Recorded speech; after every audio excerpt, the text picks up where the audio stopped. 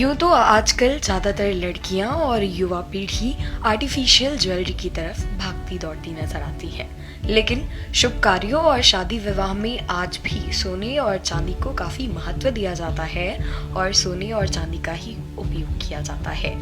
लेकिन जिस तरह से देश में चांदी और सोने के दाम लगातार बढ़ रहे हैं, ऐसे में गोल्ड और सिल्वर मार्केट में काम कर रहे कारीगरों में मायूसी छा गई है। ये तस्वीरें हैं गुजरात के अहमदाबाद की, जहां पर कारीगरों के पास काम करने के लिए कुछ बचा ही नहीं है। जो लोग पहले 1-1.5 किलो सोने का काम करते थे, अब उन कारीगरों के पास मुश्किल से 100 ग्राम से 200 ग्राम का ही काम बचा है और धीरे धीरे कर कारीगर मार्केट छोड़कर चले जा रहे हैं, क्योंकि मार्केट में कस्टमर आ ही नहीं रहे।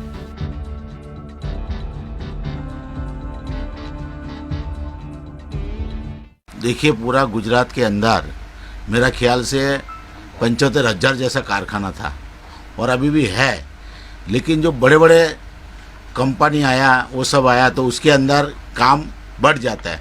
लेकिन अभी जो लोग छोटा छोटा उद्योग लेके बैठे हैं तो उसके पास 5 कारीगर थे, वो अभी 1 जन 2 जन लेके काम कर रहे हैं। काम चल रहा है लेकिन थोड़ा बहुत बिल्कुल वीक चल रहा है, ढीला चल रहा है। लेकिन इसी तरह ये धंधा बिल्कुल टूटते जा रहा है, कारीगर लोगों के लिए मुसीबत खड़ा हो जाता है। और अभी करीबन यहाँ जो विद फैमिली रहते वो तो है ही, जो काम करने के लिए आते हैं वो सब यहाँ से सफ़र कर लेते हैं, खेतीबाड़ी का काम ढूंढ लेते हैं, कोई दूसरी धंधा ढूंढ लेते हैं। तो ये जो लाइन का जो कारीगर है, ये एक टाइम ऐसा हो जाएगा जब मिलना भी मुश्किल हो जाएगा। जो सोने का भाव बढ़ोतरी है और वो हिसाब से जो काम अभी ठप हो गया बिल्कुल, तो बहुत समस्या की बात है। हमको भी एक दिन आवेदन पत्र देना पड़ेगा कलेक्टर ऑफिस में, जिसके लिए सरकार हमारे लिए कुछ करे और सब लोग जो हमारा पीछे इतना सारा है पूरा गुजरात के अंदर, जैसा हमारा अहमदाबाद का प्रेसिडेंट है उनको भी हम इंटरव्यू दिलाएंगे, तो उसी तरह हम लोग बेकार होते जाते हैं। तो उसके लिए हम भी एक टाइम के लिए आवेदन पत्र भी गवर्नमेंट को देंगे, कलेक्टर ऑफिस में भी देंगे। कुछ हमारे लिए सोचे तो अच्छा है सरकार। ऐसे में कारीगरों के लिए अपनी रोजमर्रा की जरूरतों को भी पूरा करने में कठिनाइयों का सामना करना पड़ रहा है।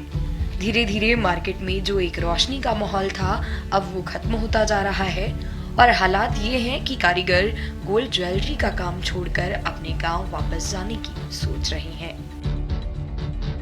दिन बे दिन सोने का भाव बढ़ रहा है। जब 30-35 हज़ार का भाव था उस टाइम काम अच्छा होता था, पर डे का किलो काम हो जाता था। लेकिन अभी भाव दिन ब दिन बढ़ रहा है, धंधा एकदम ठप हो गया है। आप देख सकते हैं, एक ही कारीगर है, काम काज इतना है नहीं, बैठे हुए हैं। जब 30-35-40 हज़ार तक भाव था, काम ठीक था।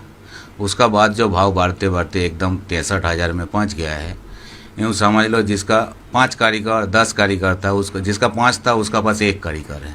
सेठ खुद काम कर रहे हैं। सेठ मतलब जो दुकानदार होता है, वो सेठ नहीं गिनाता है, वो भी कारीगर है। तो ऐसा जितना भी है, जिसका 10 कारीगर है उसमें उसका पास भी दुकान पे जाके देखो 2 कारीगर बैठे हैं। तो काम काज कुछ है ही नहीं, काम इतना रुक गया है। और भाव का कारण, भाव का इसके लिए देखो, कोई भी 1 तोला सोना खरीदने जावे तो उसको 63 हज़ार तो प्योर गोल्ड का ही भाव है। तो कारीगर मजदूरी तो उसमें 5-7 हज़ार आ ही जाता है। तो क्या होगा उसमें, कारीगर मतलब शोरूम वाले कारीगर सबको मिला के, तो उसमें कारीगर का कुछ काम है ही नहीं है। एकदम बिल्कुल इतना काम रुक गया है कि पूछने जैसा नहीं है। ज्यादातर कारीगरों के पास काम नहीं है और गुजारा करना बहुत मुश्किल हो रहा है। तो ऐसे में कारीगर या तो दूसरे बिजनेस में चले गए हैं या फिर काम छोड़कर चले जा रहे हैं। अभी का पोजीशन इतना ऐसा है ना, जो मैं चाहूँ भी एक कारीगर नहीं रहता। अभी काम आता है लेकिन कुछ टाइम इतना आता है, समझो शादी में 15 दिन टाइम होता है, काम आता है लेकिन कारीगर नहीं है। क्या करूँगा उसमें।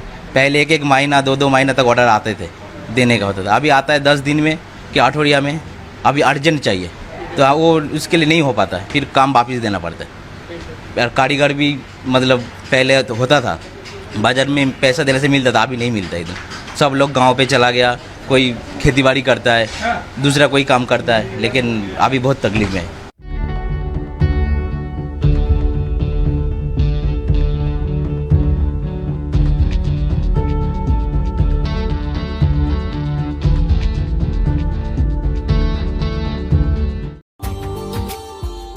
Subscribe now and press the bell icon. Never miss an update.